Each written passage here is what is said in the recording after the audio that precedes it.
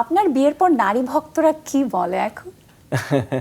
সেটা তো আমি জানি না, আসলে আমি চাই যে আমার কাজকে শুধু ভালোবাসুক। কেন আপনাকে ভালোবাসবে না? আমাকে অবশ্যই আর কি ভালোবাসবে অবশ্যই। নারীদের স্বাধীনতা থাকুক, আপনাকে ভালোবাসে। কাজটাকে বেশি ভালোবাসুক, সেটাই আমি চাবো।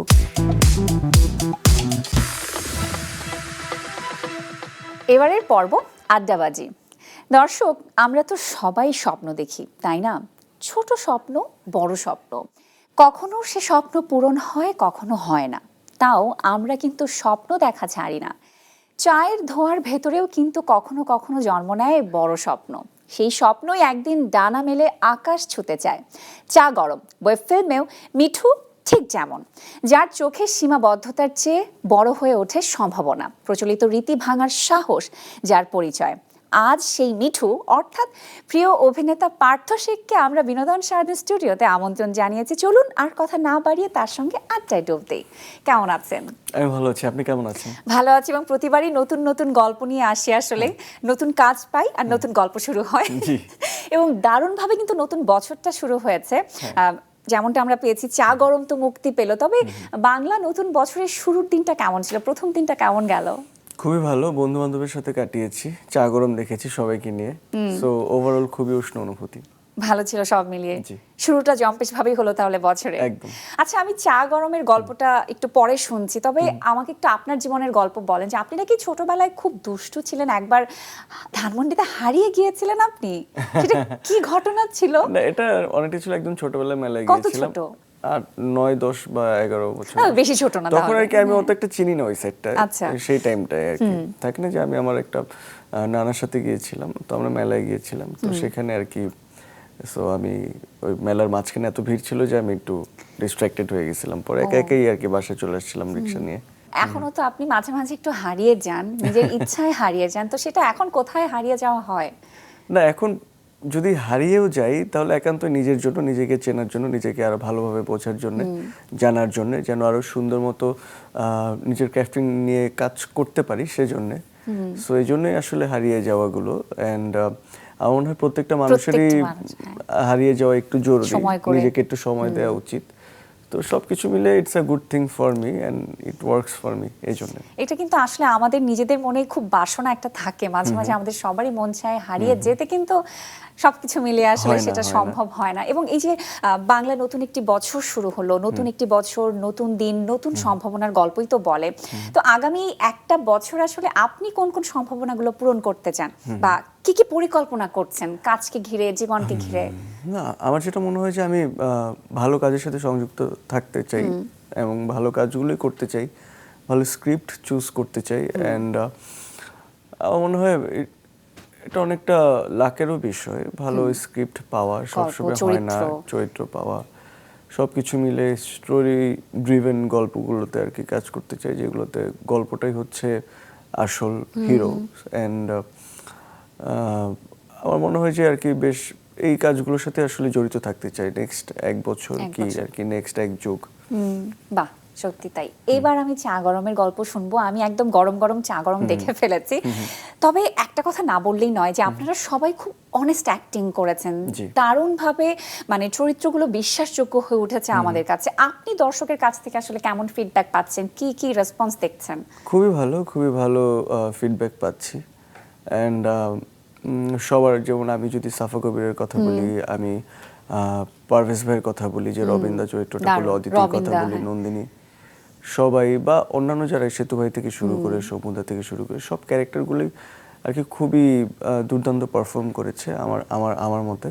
অ্যান্ড কাউকে স্পেশাল লাগেনি আসলে, যে স্পেশাল লাগেনি ইন আ সেন্স, কোন সেন্সে, যে স্পেশাল কিছু করে ফেলা, অভিনয়টা করে ফেলা। অ্যান্ড অভিনয়টা কেউ করেনি, they were living the characters. So আমার সেটা মনে হয়েছে আসলে, যখন কেউ কাউকে বলে যে আর কি স্পেশাল কিছু লাগেনি বা স্পেশাল মনে হয়নি, that's a plus for an actor, I believe. যে সে খুবই অচিরে জলের মতো আর কি চরিত্রটার সাথে মিশে গেছে, বা থাকে না যে নাথিং টু মেনশন, মানে ওর ব্যাপারে এক্সট্রা কোনো কিছু আসলে বলার নাই। অ্যান্ড আর কি আমার মনে হয় যে তখন সেটা মনে হয় যে এটা একটা কমপ্লিমেন্ট একটা অ্যাক্টরের জন্য, যে সে ওভার দ্য টপ কিছু করেনি বা কোনো কিছু মনে হয়নি করেনি। অ্যান্ড এটাই মনে হয় যে সবার ক্ষেত্রে আমার মনে হচ্ছে সবাই আর কি স্পেশাল করেনি, কিন্তু অনেক ভালো করেছে, দারুণভাবে আসলে বলেছেন আপনি। 13ই এপ্রিল অনুষ্ঠিত হয়ে গেল আসলে স্টার সিনেপ্লেক্সে, যেমনটা আমরা দেখেছি চা গরমের বিশেষ প্রদর্শনী, এবং সেখানে আসলে আমন্ত্রিত দর্শকেরা যারা ছিলেন এবং বিভিন্ন অ্যাম্বাসেডর থেকে এসেছিলেন, অনেক প্রশংসা বাণী আমরা শুনেছি, অনেক মন্তব্য শুনেছি, কিন্তু এই যে বড় পর্দায় চা গরম দেখার একটা অনুভূতি, সেটা কেমন ছিল? মানে সবকিছু মিলিয়ে দিনটি কেমন ছিল? খুবই সুন্দর একটি দিন ছিল বড় পর্দায়। এটা আমার মনে হয় থার্ড স্ক্রিনিং বড় পর্দায়। সবকিছু মিলে আমার একটু ভয় কাজ করছিল, কারণ সেখানে চঞ্চলদা থেকে জয়া হাসান আপা থেকে শুরু করে বড় বড় সব সিনিয়র মানুষজন এসেছেন, সিনিয়র ডিরেক্টরস এসেছেন। তো সবাই দেখবে আমাকে এই জায়গায় যে কতটুকু ভালো করতে পেরেছি বা খারাপ করতে পেরেছি, সেটা নিয়ে একটা সংকোচ ছিল মনের মধ্যে, যে কে কি বলবে না বলবে। হ্যাঁ, একটু তো থাকেই, স্বাভাবিক, যে কতটুকু ওয়ার্ক করবে বা এক্সপ্রেশনস থেকে শুরু করে। কারণ বড় স্ক্রিনে কি হয় আর কি, সবকিছু তো অনেক ডিটেইলে চোখে ধরা পড়ে, রাইট? সো আপনি যদি একটু বেশি করেন, এটা অনেক বেশি আকারে ধরা পড়ে। এক্স্যাক্টলি। সো ওই জায়গা থেকে একটা ভয় কাজ করছিল, বাট ওভারঅল দেখলাম যে সবাই বলেছে না, বেশ ভালো করেছো। অ্যান্ড চঞ্চলদা থেকে শুরু করে জয়া হাসান আপা থেকে শুরু করে আরো যারা যারা আছেন জ্ঞানীগুণী ব্যক্তিরা, সবাই বলেছে যে খুবই ভালো হয়েছে, অ্যান্ড আরো এরকম গল্পে কাজ দেখতে চাই তোমার। এবং যেহেতু জয়া হাসানের কথা চলেই এলো, নন্দিত অভিনেত্রী জয়া হাসান কিন্তু খুব প্রশংসা করছিলেন এই সিনেমাটি নিয়ে। তো তার মাপের একজন শিল্পীর কাছ থেকে আসলে এরকম প্রশংসা পাওয়া, মন্তব্য পাওয়া কতটা অনুপ্রেরণা জুগিয়েছে আপনাকে? এটা অফকোর্স অনেক বেশি অনুপ্রেরণা জুগিয়েছে, বিকজ সিনিয়রদের থেকে যখন কোনো কমপ্লিমেন্টস আসে, সেটা অবশ্যই অনেক ভালো লাগার, অন্যরকম একটা সাহস পাওয়া। এটা আমি না, শুধু প্রত্যেকটা আর্টিস্ট সবাই এটা ফিল করেছে। অ্যান্ড আমার মনে হয় এগুলো হচ্ছে একজন আর্টিস্টের প্রতি ফুয়েল আর কি, অনেক এনার্জি। হ্যাঁ, রেসপেক্ট প্লাস অনেক, আমার যেমন সিনিয়রদের প্রতি এভাবে আসলে রেসপেক্টটা বেড়ে যায় অটোমেটিকলি, যে অ্যাপ্রিশিয়েট যে করার যে ব্যাপারটা। কারণ অ্যাপ্রিসিয়েশন একটা মানুষকে ভালো কিছু করার সাহসটা যোগায়। আই থিঙ্ক অ্যাপ্রিসিয়েশন অনেক বেশি ইম্পর্টেন্ট। আর্টিস্টদের মধ্যে এটা আছে, যারা সিনিয়র আছেন। চঞ্চলদা বলেছে তুমি খুব ভালো করেছো, খুব ভালো লেগেছে। তো আপনার জন্য তো বাড়তি পাওয়া তখনই আসলে হয়ে গেছে। এক্স্যাক্টলি, তখন আমার মনে হয়েছে যে না, আর কি আমি যে করেছি এটা আসলে ভালো হয়েছে, এজন্যই জ্ঞানীগুণী ব্যক্তিরা ভালো বলছে। এন্ড বাকিরা কি বললো আসলে এটা সবার অপিনিয়ন থাকে, এই জন্যই তারা আসলে সেই মাপেরই অভিনয় শিল্পী এবং মানুষ হিসেবেও তারা আসলে তেমন আমাদের ভালোবাসার ভীষণ। পরিচালক শঙ্খ দাশগুপ্তের সঙ্গে তো এটাই আপনার প্রথম কাজ হয়েছে, তার সঙ্গে ফিকশন আসলে কাজের অভিজ্ঞতা কেমন হলো একটু যদি বিস্তারিত শুনি, তার কাজের প্যাটার্নটা আপনার কাছে কেমন লেগেছে? আমার খুবই ইন্টারেস্টিং লেগেছে। এক একজনের এক একটা প্যাটার্ন থাকে, তাদের ওয়ে থাকে, নিজস্ব একটা স্টাইল থাকে। সবকিছু মিলে আমার দাদাকে মনে হয়েছে হি ইজ ভেরি প্রিসাইজ, সে কি চায়, অ্যান্ড সে খুবই প্রপার ওয়েতে গাইড করতে পারে তার ক্যারেক্টারসগুলোকে। অ্যান্ড সে যেটা দেখে সেটা খুব সে সুন্দর এক্সপ্লেইন করতে পারে, তার ইমাজিনেশনটাকে খুবই সুন্দরভাবে এক্সপ্লেইন করতে পারে, এটা আমার মনে হয়। ওভারঅল আমার মনে হয় he is a teacher, of course আর কি, হি ইজ আ টিচার। সাফা কবিরও যেমন বলেছে মেন্টর বলতে পারেন। আমার মেন্টর হিসেবে আর কি আমি মেনে নিয়েছি যে আমি একটা মেন্টরের আন্ডারে আছি, কাজটা করছি, কোনটা রাইট হচ্ছে বা রং হচ্ছে সে আমাকে ধরিয়ে দিবে বা আর কি বলে দিবে যে এটা এভাবে না এভাবে। সো ওভারঅল খুবই ভালো অভিজ্ঞতা।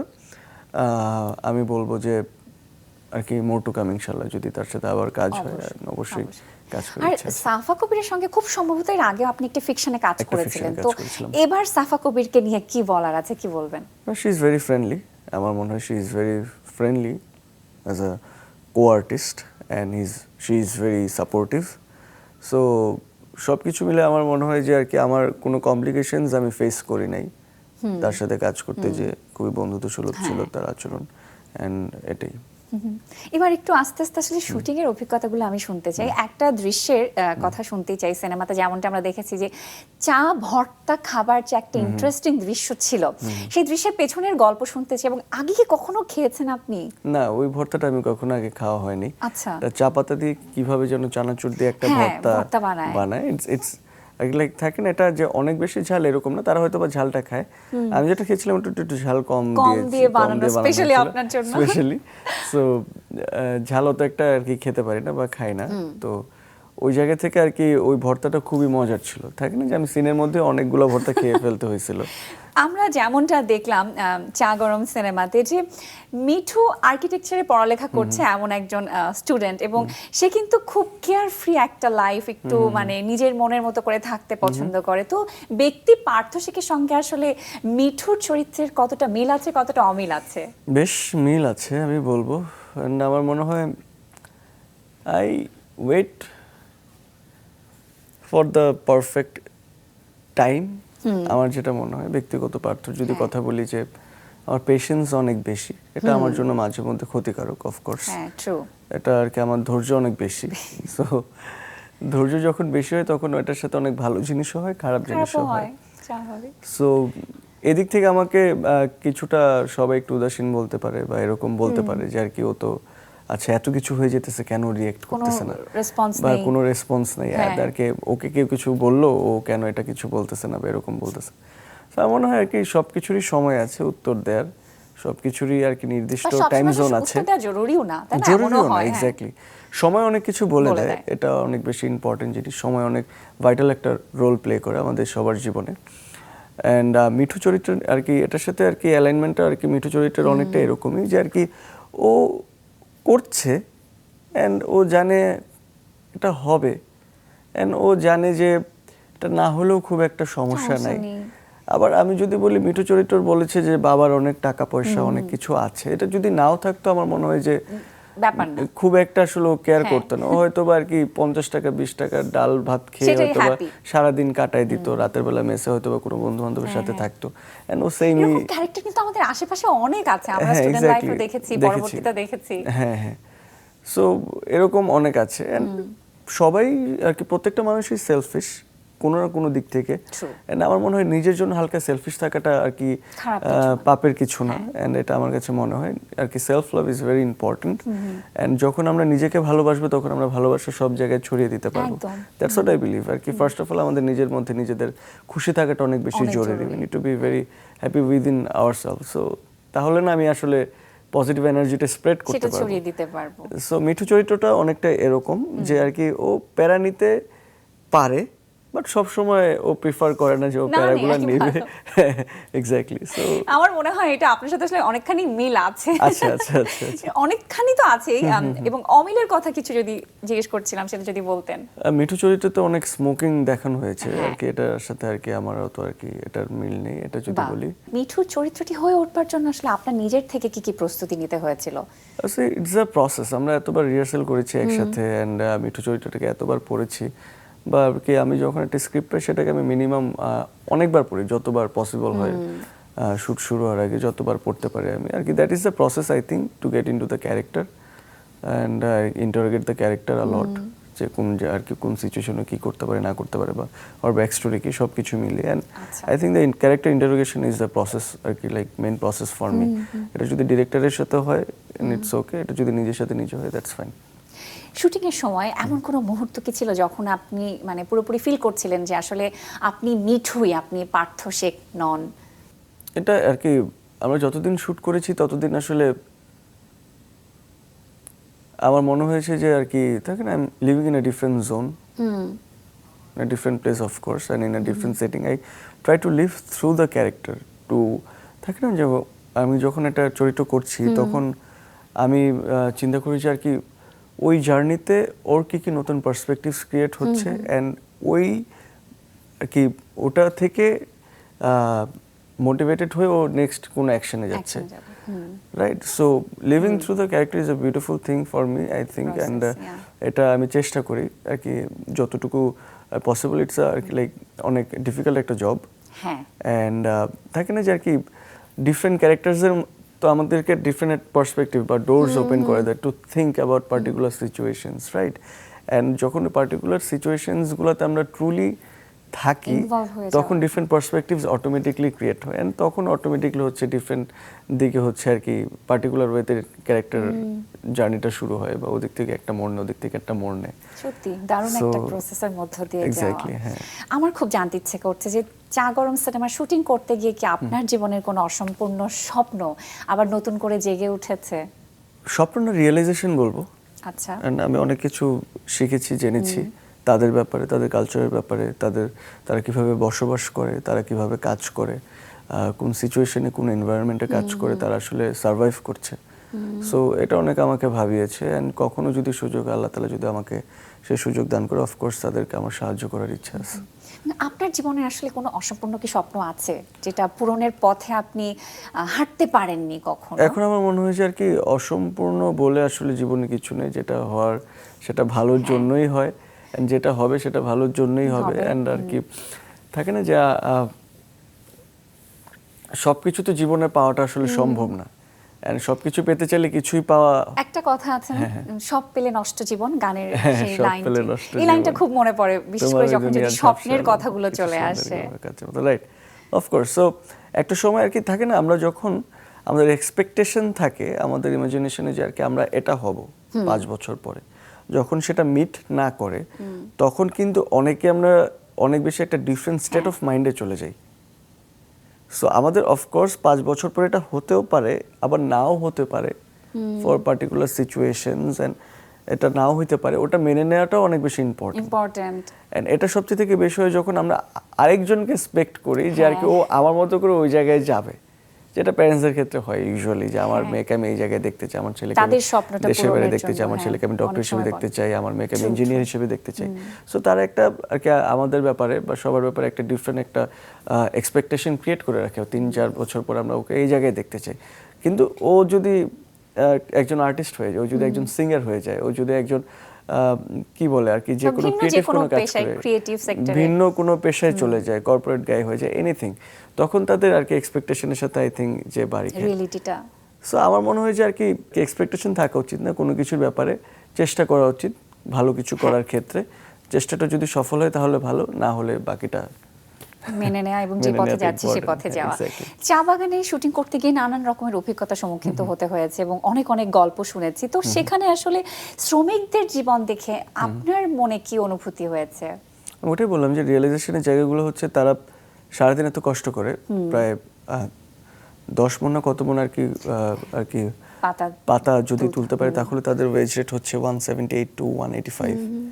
সো এটা অনেক বেশি কনসার্নিং। আমার মনে হয় একটা মানুষ সারাদিন রোদের মধ্যে এতগুলো চা পাতা তুলছেন, তার টাকা বেতন যদি হয় তাহলে হচ্ছে সেটা 178 টাকা বা 180 টাকা যদি আমি সাম আপ করে ধরি। সো 180 টাকায় তো আমরা একটা ফুড পান্ডার অর্ডার করলেই তো আমাদের 250 থেকে 300 টাকা মিনিমাম একটা অর্ডার হয়। এই চাই যদি আমরা কোনো ভালো রেস্টুরেন্টে খেতে যাই, সেখানে তো কতটা এক্সপেন্সিভ এবং একটা চা কাপের চায়ের কাপের দামই হচ্ছে 150 টাকা থাকে বা 200 টাকা 250 টাকা থাকে এক কাপ চায়ের দাম। একটা ভালো রেস্টুরেন্টে আমরা যখন যেয়ে বসি, সো আলটিমেটলি এত কষ্ট করছে তারা, কিন্তু তাদের ওয়েজ রেট হচ্ছে এটা এন্ড তারা কোনো ভালো চিকিৎসা পাচ্ছে না, কোনো ভালো কোথাও যেতে পারছে না, তাদের কাছে কিন্তু ইন্টারনেটও নাই, ফোন নাই, তারা বাইরের দুনিয়ার ব্যাপারে কোনো কিছু জানে না। যেভাবে তারা জীবন নিয়ে আসলে আছে। এক্স্যাক্টলি। আমরা এক্সপেক্ট করি কি আমরা হয়তো বা কালকে দুবাইতে যাব, কালকে থাইল্যান্ডে যাব, কালকে ওদিকে যাব, ট্রিপে যাব। ওরা ভাবে যে আচ্ছা কালকে আমি শহরে যাব মৌলভীবাজারে, ওদিকে যে হয়তো বা কোনো জায়গায় যে খাবো।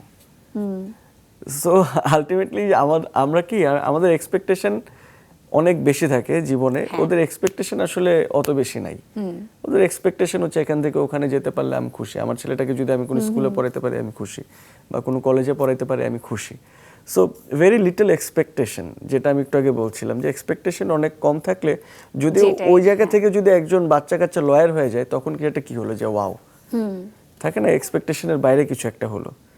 সো ওটা হওয়ার জন্য চেষ্টা করতে হবে, বাকিটা আসলে সেই উপলব্ধির জায়গাগুলো কিন্তু চলে আসে। এবং এই যে জীবনের গভীর এই বোধ থেকে বা অনেক কঠিন কঠিন বিষয়গুলো নিয়ে আমরা উপলব্ধির জায়গাগুলো নিয়ে কথা বলছি, তবে এই গল্প বা চিত্রনাট্যে কিন্তু এই ভারী বিষয়গুলো এভাবে আসলে দেখানো হয়নি, খুবই লাইট ওয়েতে এবং মজা করে একটা ফিল গুড একটা ভাইব নিয়েই আমরা পুরোটা সিনেমা দেখেছি। তবে শুটিং এর একটু ভালো একটু ঘটনাগুলো একটু শুনতে চাই, যে কি কি হয়েছে, মজার কি অভিজ্ঞতা হয়েছে, বা কষ্টের কোনো কিছু হয়েছে কিনা, বা উপলব্ধির আর কিছু হয়েছে কিনা? না, ওরকম কোনো কষ্ট হয়নি, ম্যাক্সিমাম মজার ঘটনাই ঘটছে শুটিং প্রসেসে।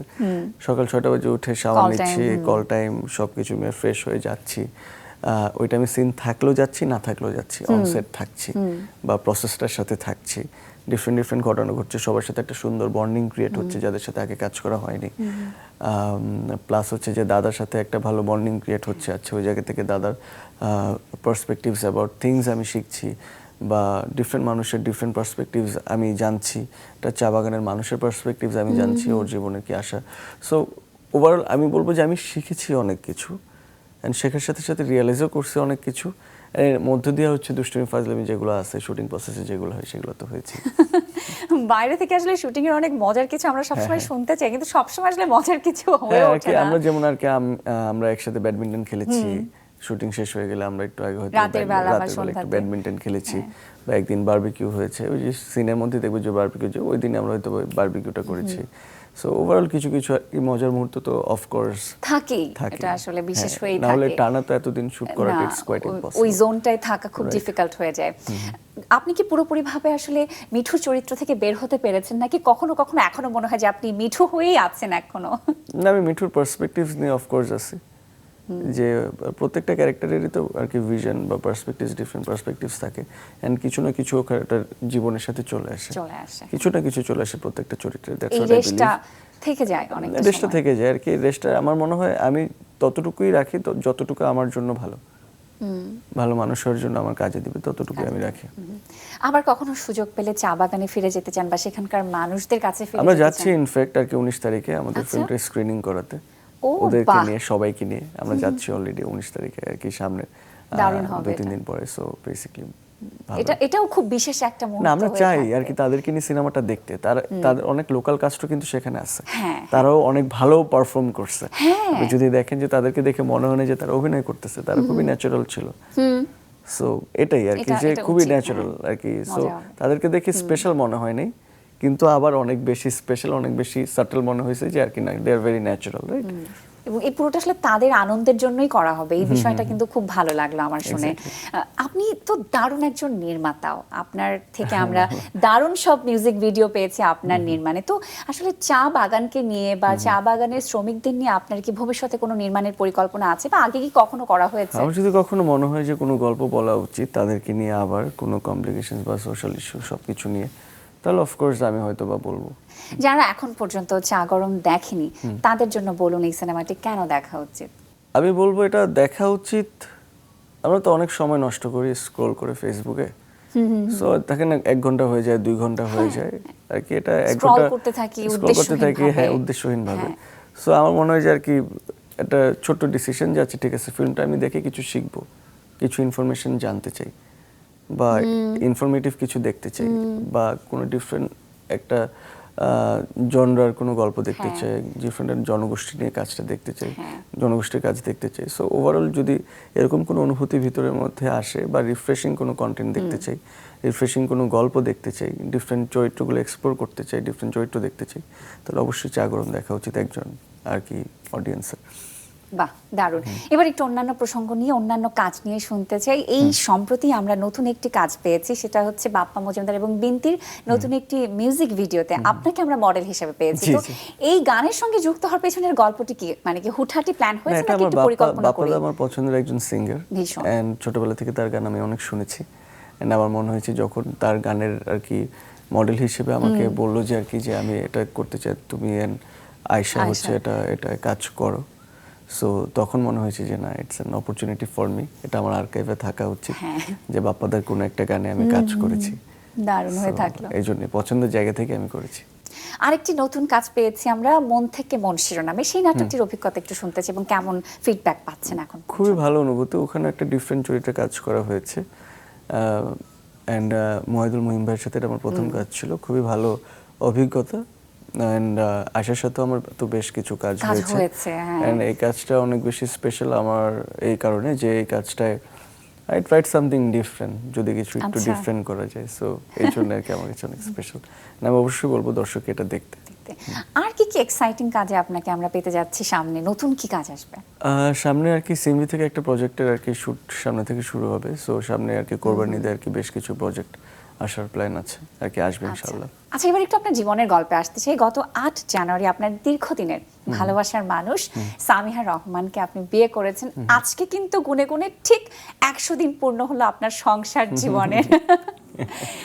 একটু একটু আপনার কাছে শুনতে চাই যে সেঞ্চুরি হাঁকিয়ে জীবন এখন কিরকম মনে হচ্ছে, কেমন সুন্দর জীবন, কতটা সুন্দর? জীবন অবশ্যই 100% সুন্দর, অ্যান্ড আমার মনে হয় it's a blessing for everybody আর কি, থাকে না যে, অ্যান্ড সবারই আবার নির্দিষ্ট টাইম জোন আছে, সবাই সবার মতো আর কি ডিফারেন্ট টাইম জোনে আর কি, সবার টাইম জোনে আসলে বিয়েটা হয় বা বিয়েটা করে ফেলা। I felt right about her, so I got married to her, and she is a beautiful wife. খুব ভালো লাগে আপনাদের দুজনকে আমাদের দেখতে। সো ওই জন্যই। বিয়ের পরে জীবন কতটা বদলে গেছে বা কোন কোন দিকগুলো আসলে বদলে গেছে? এটা তো সবারই কিছু না কিছু বদলে যায়। হ্যাঁ, বদলে যায়, I think for good, more of A disciplined life, ঠিক টাইমে ঘুম থেকে ওঠা, কাজে যাওয়া। আই থিঙ্ক আর কি আমার স্টেবিলিটিটা আছে আগের থেকে বেটার, বা আচ্ছা, একটু নিয়মের মধ্যে থাকা, অনেক ইস্যুস থাকে যেগুলো অনেক আর কি মিনিমাইজ হয়ে আসে, অনেক কিছু সর্ট হয়, আবার অনেক প্রবলেমস আছে যেটা লাইফে অ্যারাইজ করে, সো দুইটা দিকই আছে। আর আপনার বিয়ের পর নারী ভক্তরা কি বলে এখন? সেটা তো আমি জানি না, আসলে আমি চাই যে আমার কাজকে শুধু ভালোবাসুক। কেন আপনাকে ভালোবাসবে না? আমাকে অবশ্যই আর কি ভালোবাসবে, অবশ্যই নারীদের স্বাধীনতা থাকুক, আপনাকে ভালোবাসে, কাজটাকে বেশি ভালোবাসুক, সেটাই আমি চাবো। কারণ আমার মনে হয় আমার কাজটা দিয়ে তারা আমাকে দেখেছে, এন্ড আর কি কাজ ছাড়া আমি কেউই না, আই এম নোবডি, এন্ড কাজ দিয়ে আমাকে তারা জাজ করুক, তারা আমাকে পছন্দ করুক, তারা আমাকে ভালোবাসুক, সবকিছু।